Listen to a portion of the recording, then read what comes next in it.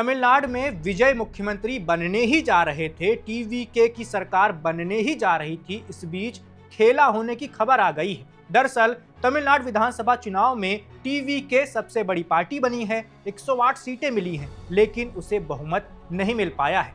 तमिलनाडु में विधानसभा की कुल सीटें हैं 234, बहुमत का आंकड़ा है 118, यानी 10 सीटें विजय के पास कम हैं। अब विजय ने क्या किया? कांग्रेस पार्टी से समर्थन मांगा।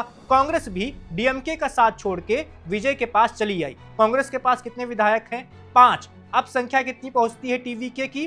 13। 108 और 5 113। लेकिन इसमें भी एक संख्या अभी कम होगी, क्योंकि विजय 2 सीट से चुनाव लड़कर जीत कर आए हैं और उन्हें अपनी एक सीट छोड़नी पड़ेगी, जहां पर बाद में जाकर उपचुनाव होगा। यानी विजय की पार्टी के पास असल में तो 107 विधायक ही आप मानकर चलिए, तो 107 में 5 जुड़ेगा कांग्रेस का, तो बनेगी संख्या 112।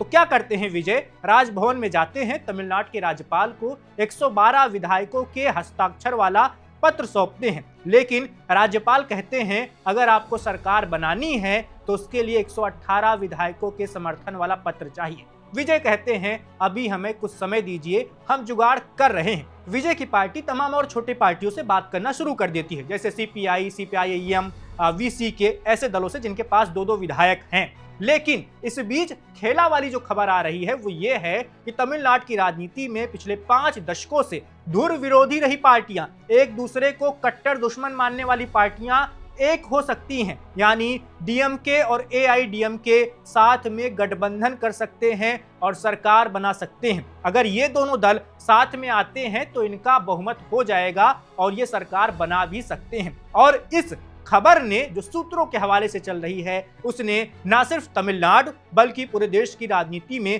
तहलका मचा दिया है, क्योंकि जैसे ही 4 मई को नतीजे आए थे उसके बाद सब मानकर चल रहे थे कि टीवीके की सरकार तो बनने ही जा रही है, अब अगले मुख्यमंत्री विजय होंगे। लेकिन खबर ये आ रही है सूत्रों के हवाले से कि हो सकता है डीएमके और एआईडीएमके साथ में आ जाए, लेकिन ये अभी भी असंभव सा प्रतीत होता है, क्योंकि डीएमके और एआईएडीएमके वो 2 ध्रुव हैं जो कभी साथ में कभी मिले ही नहीं हैं।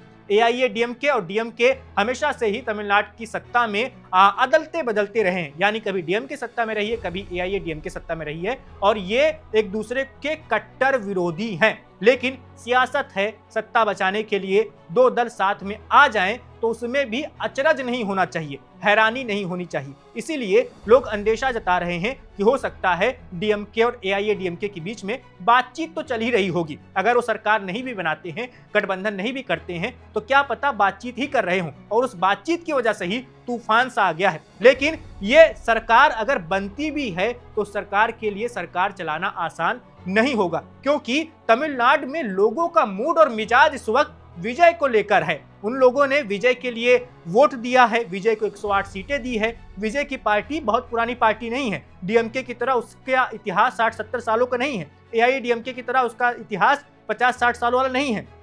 वो सिर्फ 2 साल पहले बनी पार्टी है, 2 फरवरी 2024 को, और 2 सालों में ही अगर विजय की पार्टी को तमिलनाडु की जनता 108 सीटें दे देती है तो आप समझ सकते हैं कि जनता में विजय की लोकप्रियता इस वक्त कैसी है। लोग उन्हें ही मुख्यमंत्री के रूप में देखना चाहते हैं, और अगर विजय सीएम नहीं बनते हैं, एआईएडीएमके और डीएमके साथ में गठबंधन करके सरकार बना लेते हैं, तो जनता का आक्रोश भी देखने को मिल सकता है, बगावत हो सकती है, सड़कों पर लोगों का हुजूम देखने को मिल सकता है। क्योंकि आपको ध्यान रखना चाहिए कि तमिलनाडु की राजनीति में जो सिनेमा के सुपरस्टार होते हैं उनका अलग ही जलवा होता है। विजय को जो सफलता मिली है वो सिर्फ इसलिए नहीं मिली है कि वो एक राजनेता बने हैं, बल्कि उससे पहले वो फिल्मों के बड़े सुपरस्टार रहे हैं। उनकी बहुत तगड़ी फैन फॉलोइंग है और वही फैंस उनके वोटर में तब्दील हुए हैं। तो विजय के जो वोटर हैं, विजय के जो समर्थक हैं, वो कभी भी मंजूर नहीं करेंगे कि अब विजय के अलावा कोई भी मुख्यमंत्री बने।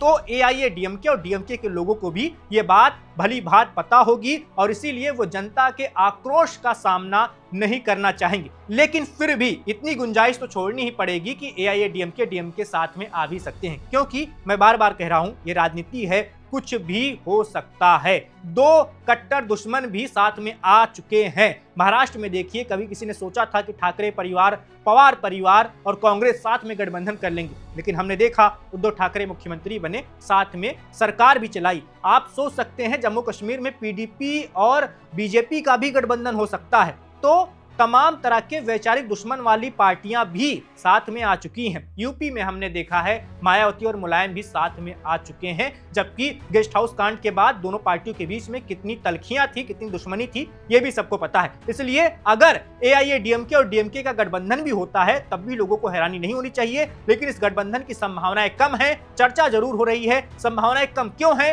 क्योंकि तमिलनाडु की जनता इस वक्त उसके मन में सिर्फ और सिर्फ विजय ही मुख्यमंत्री हैं और विजय को ही इतना तगड़ा समर्थन मिला है। अगर विजय सीएम नहीं बनते हैं, उनकी पार्टी सरकार नहीं बना पाती है, तो जनता के अंदर उबाल आ सकता है, लोग सड़कों पर भी आ सकते हैं। तो अभी तक की जो खबर थी हमने आपको बता दी कि तमिलनाडु की राजनीति में नई सरकार को लेकर स्थिति साफ नहीं हो पा रही, क्योंकि टीवीके के पास अभी भी बहुमत के लिए जरूरी आंकड़ा 118 नहीं है। जोड़कर कांग्रेस और टीवीके को संख्या पहुंच रही है 112। अभी भी 6 विधायक चाहिए। 6 विधायक का जुगाड़ कर लेते हैं अगर विजय, तो वो मुख्यमंत्री बनेंगे, और अगर नहीं कर पाते तो हो सकता है दूसरी वाली संभावना बन जाए, यानी डीएमके और एआईएडीएमके की सरकार बन जाए, या फिर इनमें से कोई दल टीवीके के साथ आ जाए। जो भी होगा, जो भी नई जानकारी सामने आएगी, वो आपको वन इंडिया पर लगातार मिलती रहेगी। देश दुनिया की तमाम और खबरों को देखने के लिए आप देखते रहिए वन इंडिया।